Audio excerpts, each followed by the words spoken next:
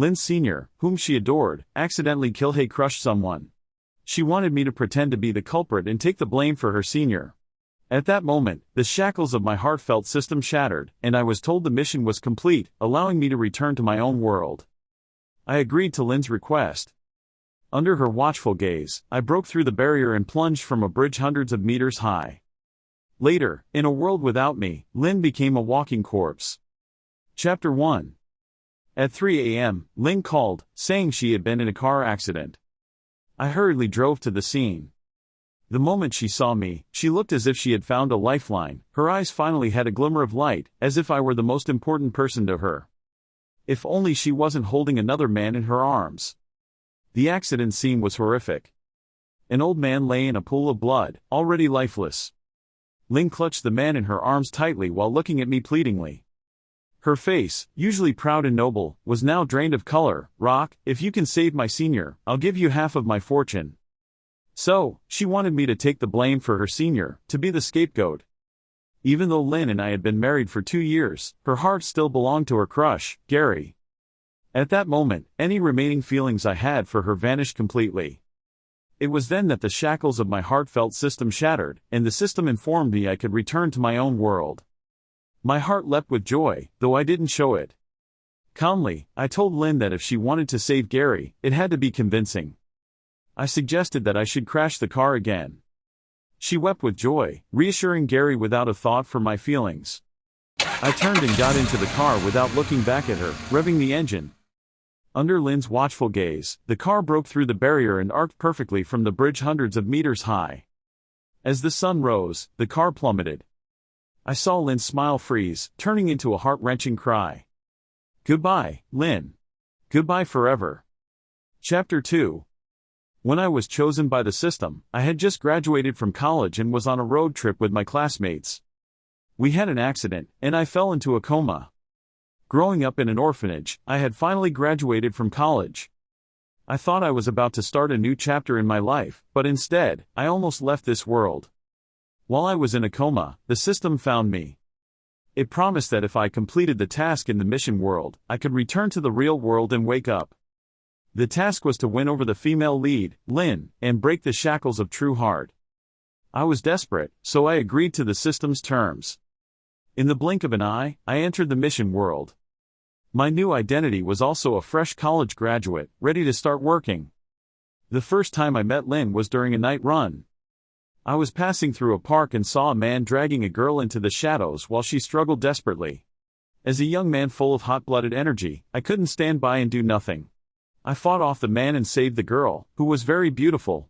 Seeing that I was injured while saving her, she cried her heart out and accompanied me to the hospital for bandages. The kind-hearted and beautiful girl instantly captured my heart. She told me her name was Lynn. I was shocked, not expecting to have accidentally saved my target. We exchanged contact information. On my second day at work, I saw Lynn again. It turned out she was the daughter of our company's chairman. That's how we got to know each other better. Later, she confessed her feelings to me, and we started dating and eventually got married. I never forgot my task. I thought that if I treated Lynn sincerely, one day I could complete the mission. I even negotiated with the system, asking if I could stay in the mission world after completing the task or take Lynn with me when I leave. I remember the system saying my conclusion was premature. It wasn't until the shackles of true heart shattered that I realized the mission wasn't to test my sincerity towards Lynn but to break free from her and no longer love her. Chapter 3. When I opened my eyes again, I found myself lying in a hospital bed. I was back in the real world. Upon discharge, the doctors and nurses all said I was very lucky to wake up after being in a coma for so long and to be in good health. Suddenly, I thought of Lynn. She saw me fall from the bridge for the sake of her crush. Would she regret it? The system transmitted a video to me, showing the scene after I fell from the bridge. After seeing me disappear along with the car, Lynn went crazy, crying and screaming. She even tried to jump off the bridge. Gary was behind her, holding her tightly, trying to calm her down. But Lynn seemed like a different person, her eyes filled with resentment towards Gary. She screamed at Gary, blaming him for everything. Why did he speed?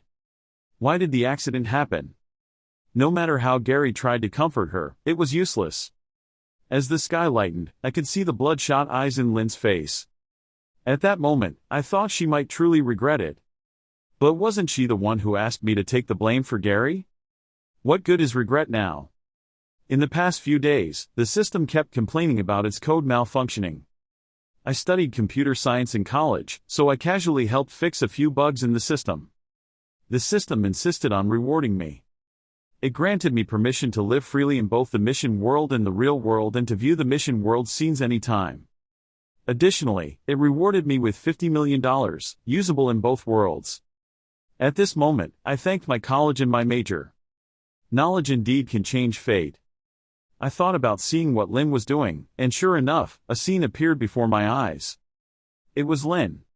At this moment, her eyes were swollen, her hair disheveled, and she was curled up in the corner of her bed. I saw she was holding something in her arms.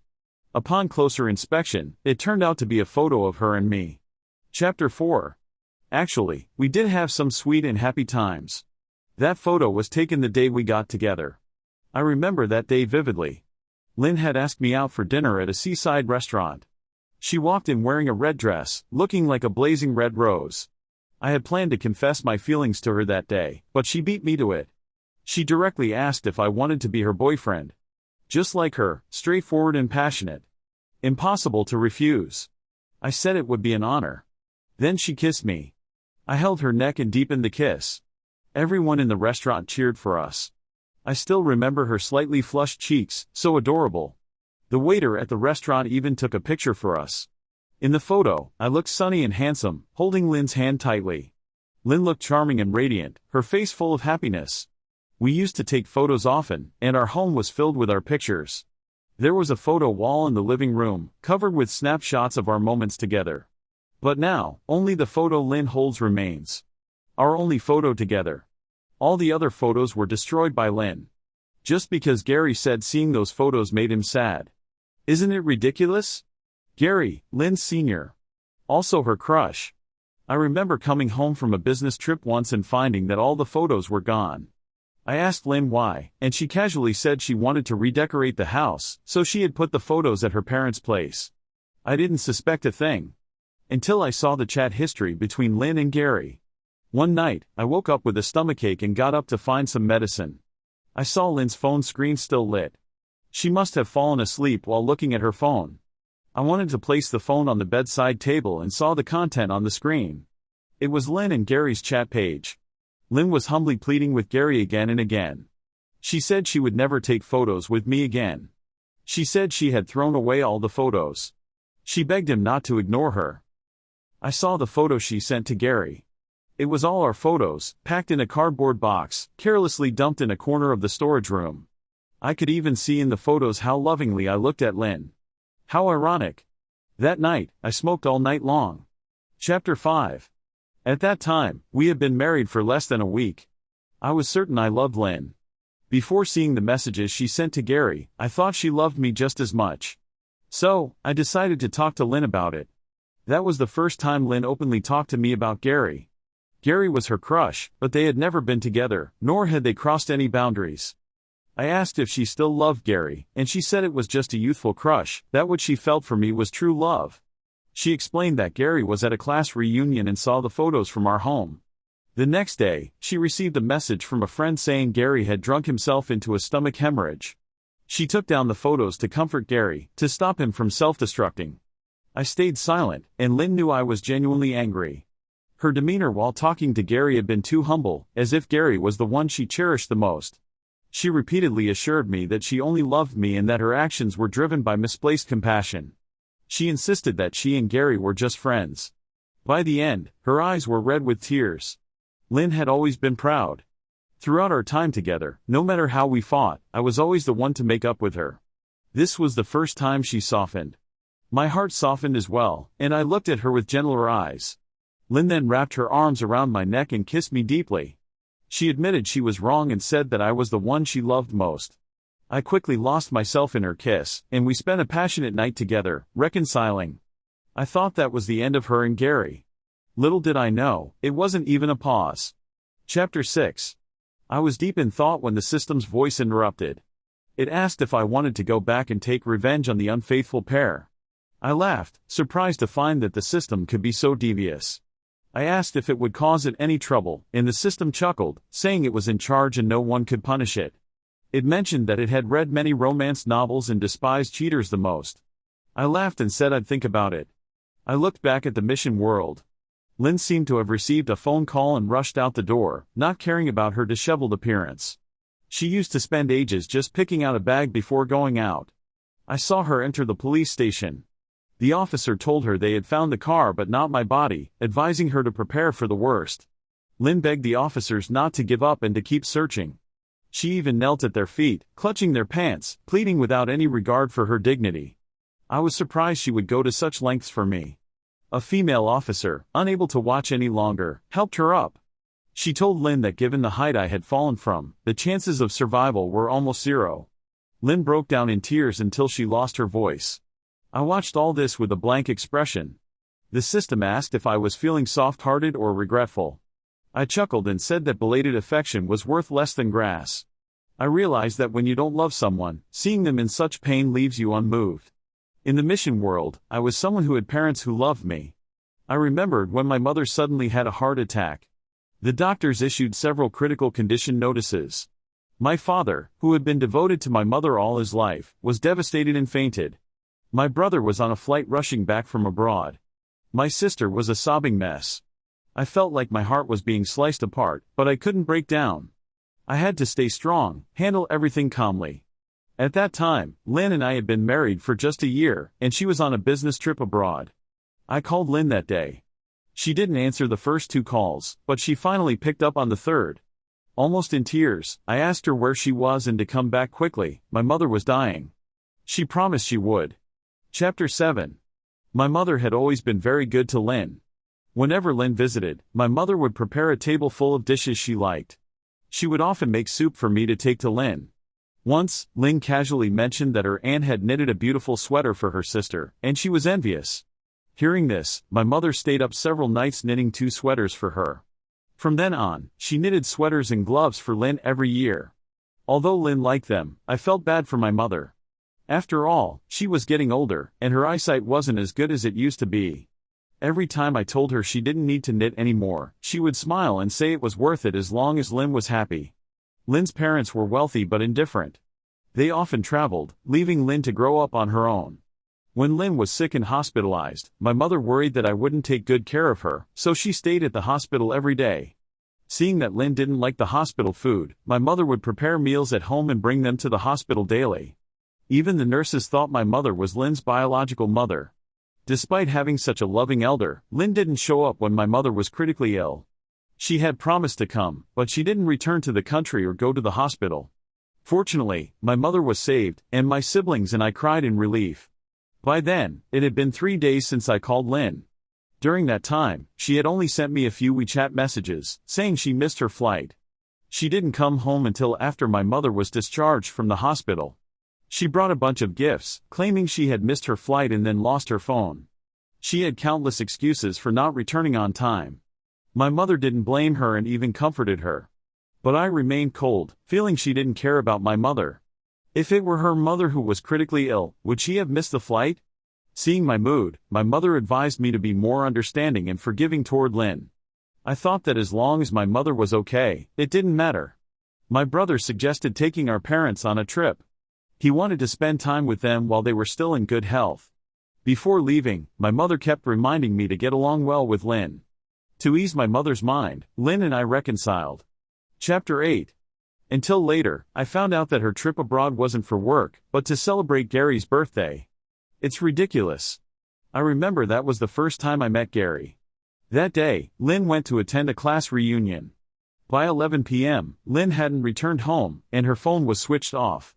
Lynn had a classmate who happened to have my contact information and kindly informed me that Lynn had too much to drink and shared her address.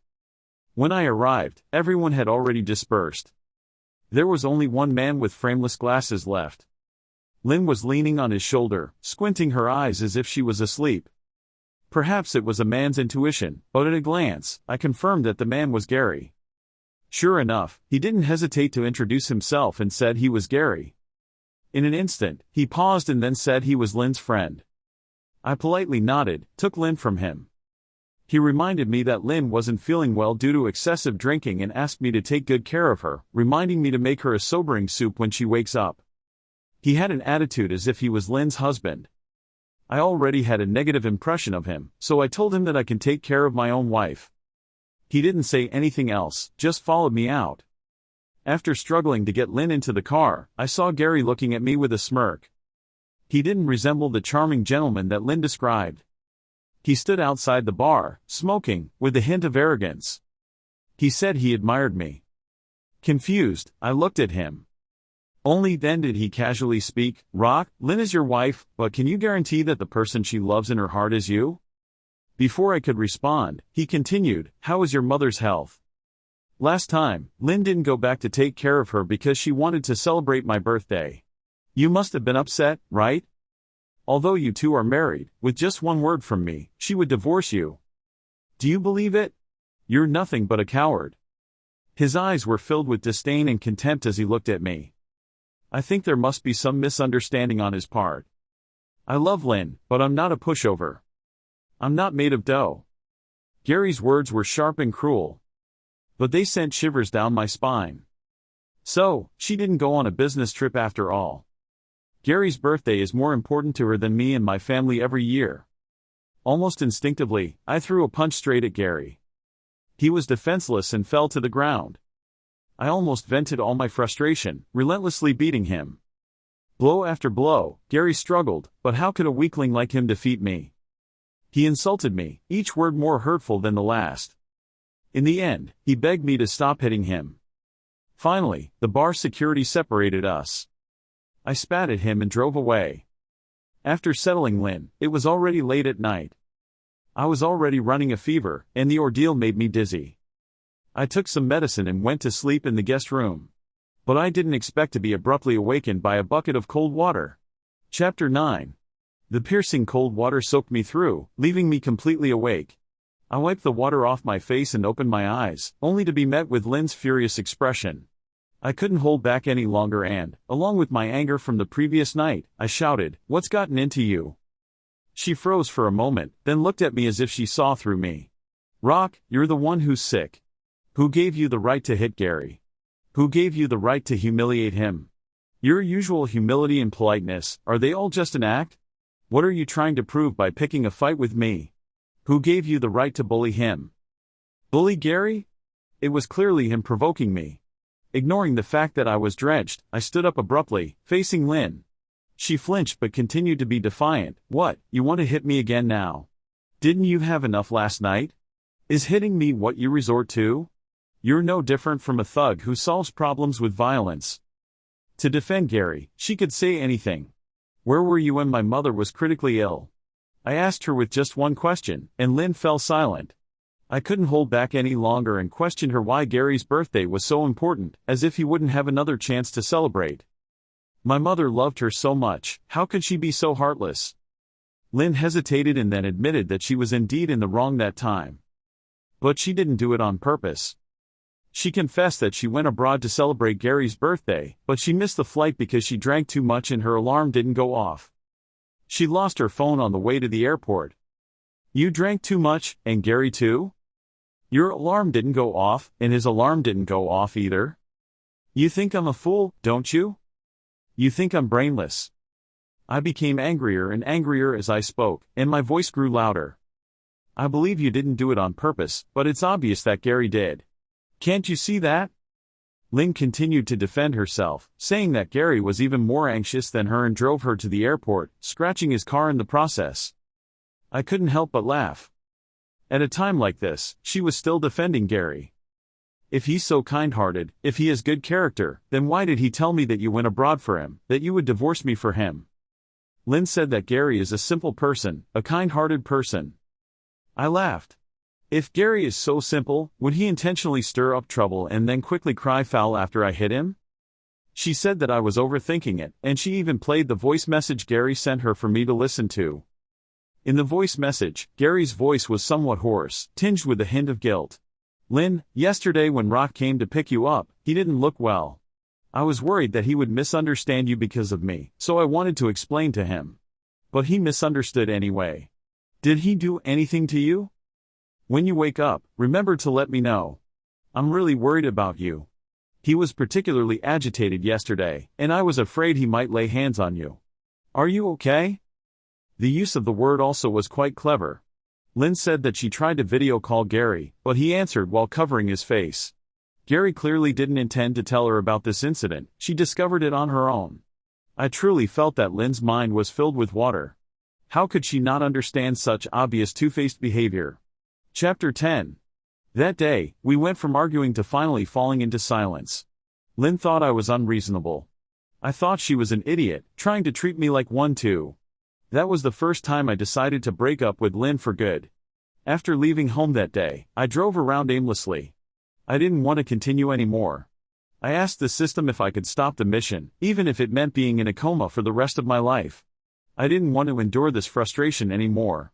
But the system said no, once the mission starts, it cannot be ended. If I were to stop the mission now, I would be erased. And my consciousness would stay in the mission world, by Lynn's side, until her life ends. I felt completely hopeless. I couldn't even quit if I wanted to. I had no choice but to reluctantly go back home, live with Lynn, and continue with my mission. However, I knew that I couldn't love her anymore. My feelings for her would only diminish, never grow stronger. When Lynn saw me coming back home, she thought I had let go of the past. She said that when she saw Gary being beaten, she spoke without thinking, saying those hurtful words, and asked me not to take them to heart. During the weekend, she stayed at home, which was rare for her, instead of going out. She took the initiative to prepare a table full of dishes for me, saying that she wanted to spend quality time together. She even jokingly said that if there was something between her and Gary, they would have gotten married a long time ago, so how could she marry me? I just smiled and didn't say much in response. She thought I didn't know anything. The reason she married me was because she was pregnant with Gary's child at the time, but Gary would never marry her. Not only was Gary her senior, but he was also engaged to her cousin, Mona. She wanted me to play the role of a father, so she willingly proposed marriage. Chapter 11. Gary and Mona have known each other since childhood and also know Lynn. When they were in a relationship, Lynn often hung out with them. The day Lynn confessed to me was because she had been rejected by Gary. And I was just a part of their play. But Gary and Lynn are morally corrupt people. After they each had their own partners, they ended up getting involved with each other. Maybe it was for excitement, maybe for the thrill of something new. It continued until Lynn got pregnant, but by that time, Gary was already engaged to Mona. Gary knew that if he chose Lynn, it would lead to a rupture with the entire Smith family and he would lose Mona's financial support. That's right, Gary is a spineless man. So he decisively told Lynn that he could only marry Mona. And he came up with a bunch of high-sounding excuses. Lynn, not only was she foolish in love, she was simply brainless. She believed him and even deluded herself into thinking that I would help them raise the child. As a result, Lynn had a miscarriage due to her poor health. I didn't know any of this. All I remember is that during that time, Lynn said she was going abroad to visit her aunt for a few days. Little did I know she was actually going to take care of herself. Mona told me all of this. She said that when she and Gary were abroad, Lynn visited them many times, and she always thought they had a good aunt-niece relationship. She never expected Lynn to have ulterior motives. And there's a stack of photos that Mona says are evidence. I looked at a few, and they were unbearable to see. There were chat records between Gary and Lynn, intimate photos, and screenshots of videos. Mona still hasn't married Gary, but they haven't broken up either. She said she has to get back the money Gary took from her over the years before she can break up with him. Lynn's family has money, but the one who truly has wealth is Lynn's grandfather, who is also Mona's father. Being the only daughter, she was naturally favored. All the family assets were left to Mona, with only one company given to Lynn's parents. After Gary's parents' business failed, they moved to the south. All of Gary's expenses are covered by Mona. Starting companies, investing in projects, it has cost a lot of money over the years. Mona said she told me all this to make me see Lynn clearly and not get too deeply involved. Chapter 12. The system popped up again, asking me how I was considering revenge against them. This time, I smiled and said, okay. When I returned to the mission world unscathed, Lynn was heavily intoxicated at the bar. The moment she saw me, her eyes lit up. Ignoring Gary's pulls, she stumbled towards me. She threw herself into my arms, her hands searching for my face, as if confirming that the person in front of her was real. It wasn't until I called her name, Lynn, that she burst into tears. She cried in my embrace, completely disregarding the strange looks from the people around us. I gently stroked her back, comforting her, telling her that I had come back. I glanced at Gary from the corner of my eye. His face was full of astonishment and panic. Yes, I had come back, while the old man he had hit was truly gone. Who would take the blame for him? Lynn changed completely, no longer paying any attention to Gary. She just held onto my hand tightly, refusing to let go, as if she thought I would disappear again if she let go. And Gary, unlike before, seemed to be entangled with Lynn.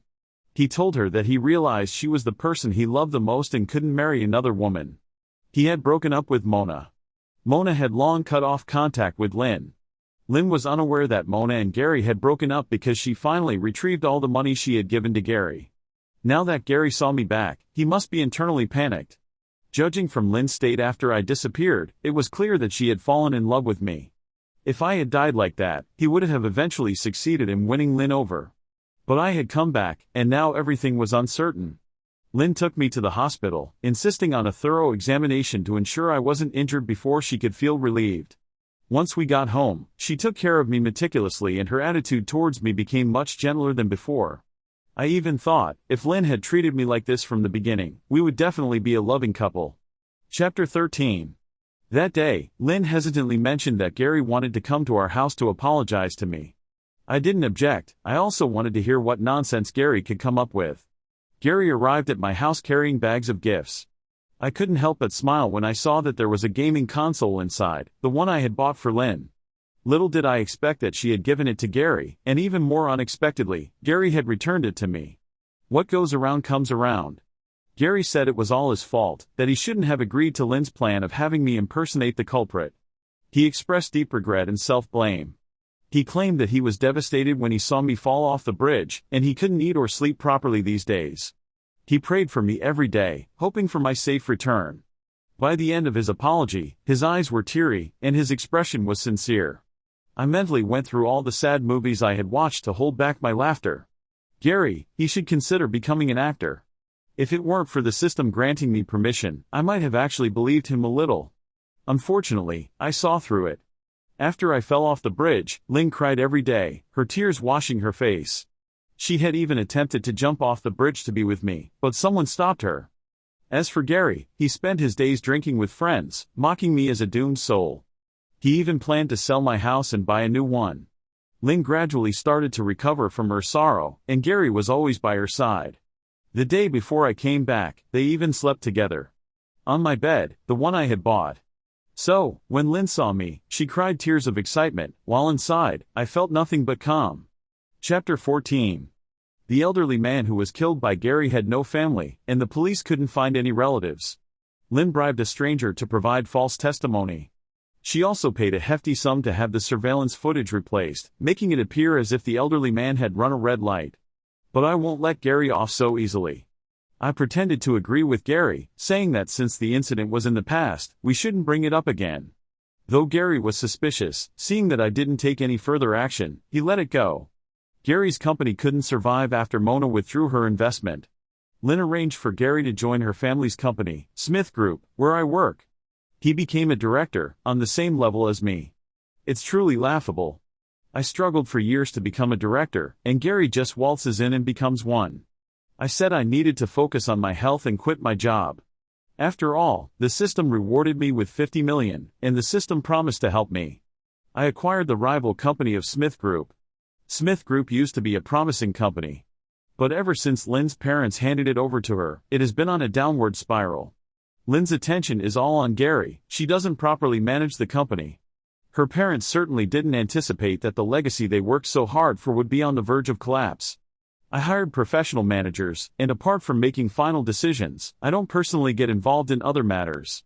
So, Lynn only knows that her company's orders are often snatched away by the rival company, but she has no idea it's my doing. Initially, I planned to leave her with some assets. After all, she grew up with a silver spoon and can't survive without money. But old habits die hard. Although Lynn is much better to me now, she still can't resist Gary's temptation. They often have secret meetings, sneaking around behind my back. She loves me now, thinking that I'm what makes a home. But she can't let go of the excitement Gary brings her. Wanting both, she ends up with nothing. Chapter 15. Just as I was hesitating whether to completely destroy Smith Group, Mona contacted me. She discovered several overseas transfers in Gary's account and warned me to be careful. After investigating, I found out that Lynn had secretly transferred some assets to Gary behind my back. I had no choice but to contact the professional managers and let Smith Group go bankrupt at dawn. Smith Group was completely gone. Lynn's parents learned from other employees that it was due to Lynn's mismanagement, constantly selling subpar products and making unethical money, tarnishing the company's reputation in the industry. The elderly couple was so angry that they didn't want to acknowledge her. They scolded her and went abroad to live with their eldest daughter. At this point, I didn't want to pretend anymore. I confronted Lynn directly and asked the company accountant why Lynn had made multiple transfers to Gary. Lynn stuttered and couldn't explain clearly. She didn't expect me to know about this. After all, the company accountant was her classmate. How could she betray her and tell me these things? This classmate was the one who informed me last time when Lynn got drunk and I had to go pick her up. She had long been fed up with Lynn's behavior with Gary. Especially when her grandmother got sick and they couldn't find a hospital bed. She asked Lynn for help, but Lynn promised to help and then forgot about it because she wanted to go skydiving with Gary. Lynn didn't mean to ignore her. She just considered Gary the most important person and being with him was her top priority. So, she forgot. I was smoking in the stairwell of the company when I accidentally overheard someone crying. Upon investigation, I found out it was the company accountant. I asked about what happened. I asked my sister to help her resolve the issue. She probably felt indebted to me and decided to tell me about Lynn's transfers. Lynn claimed that Gary borrowed money from her, and since she didn't have much herself, she used the company's funds. This woman is truly foolish. $30 million, transferred to Gary. Doesn't the company need to operate? The cash flow wasn't enough, so she allowed purchasing subpar products. If it weren't for her actions, the company wouldn't have gone under so quickly. I changed my previous attitude and demanded that Gary repay the money. That money belongs to the company. It was directly transferred from the company to Gary, which amounts to embezzlement. No matter how much Lynn persuaded or begged me, I wouldn't change my mind. Either repay the money immediately, or Gary can prepare to face legal consequences. Chapter 16. Gary made all sorts of excuses and refused to repay the money. Finally, he admitted that the money was lost. I almost burst out laughing. Mona was really ruthless. She found someone to lure Gary into investing. She gave him some benefits at first, waited for him to take the bait, and once he started investing more money, she closed the trap. Mona said that now Gary had completely paid off his debt to her. Gary couldn't come up with the money, and Lynn couldn't do anything about it either. They could only beg me tearfully to spare Gary. I said I would, but I wanted a divorce. As long as Lynn agreed to the divorce, I wouldn't pursue these matters any further. Lynn disagreed and started showing concern for me every day, cooking for me in various ways, even though I didn't take a single bite. Gary pleaded with Lynn again, even kneeling down, asking Lynn to save him. But Lynn couldn't do anything, unwilling to make any promises, and Gary stopped pretending. The two of them had a falling out. Gary said that if Lynn didn't agree to divorce me, he would tell me about Lynn's affair and even threaten her, saying he had explicit videos of them together. If she didn't want me to find out, she should quickly agree to my divorce request. Lynn cursed at him while crying and slapped him. He immediately retaliated, slapping Lynn to the ground. Lynn looked at him in shock, unable to understand why he would do such a thing. After turning around, the two of them saw me amidst their argument. There was no life left in Lynn's eyes. She knew that this time, I wouldn't turn back. Lynn agreed to the divorce. After all, there wasn't much property left to divide, and the house was my premarital asset. During the 1-month cooling-off period, I provided evidence to the police uncle about Gary's hit-and-run incident. When the police went to Gary's house, he was preparing to flee and even assaulted one of the officers, adding another charge to his list of crimes. Now Gary is behind bars. After the 1-month cooling-off period, Lynn and I obtained our divorce certificate. The Lynn in front of me looked more haggard than ever. One could even say she looked disheveled. She had lost a lot of weight, with sunken cheeks. Her hair hadn't been taken care of for a long time, looking messy and unruly.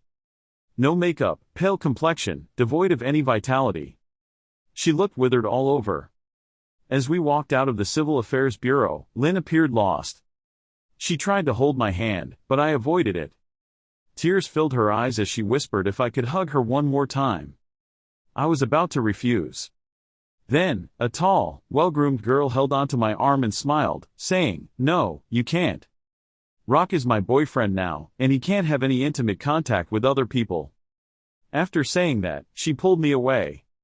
Chapter 17. After getting in the car, I saw Lynn sitting on the steps of the Civil Affairs Bureau through the rearview mirror, crying in pain. A female voice beside me spoke up, "Changed your mind, huh?" I turned to her with a smile. "No way, I would never cheat. If you cheat, I'll leave you in the mission world and assign you all sorts of difficult tasks." "That's right, the girl beside me is the system. We are together now." I never expected her to appear. That day, I said that after the divorce, I would return to the real world. The system said, "Is making Lynn bankrupt enough for revenge?" I thought it would be better to find a beautiful girlfriend and make Lynn regret and feel heartbroken. I laughed and said it's not easy to find a beauty. Then the little system appeared. She was a bright and beautiful girl. She hesitantly spoke, "Consider yourself lucky, I also want to be in a relationship." I hugged her with a smile, "I'm lucky to have met you." Later, I brought the little system back to the real world. One day, I suddenly thought of Lynn, and that image appeared again. Lynn holding our photo, asking everyone she met, "Do you know Rock?" She looked like a walking corpse. I quickly asked the little system to remove my viewing permission for that. But she shook her head and teased me, "Make me sweet and sour spare ribs, then I'll cancel it for you." What could I do? I could only pamper her.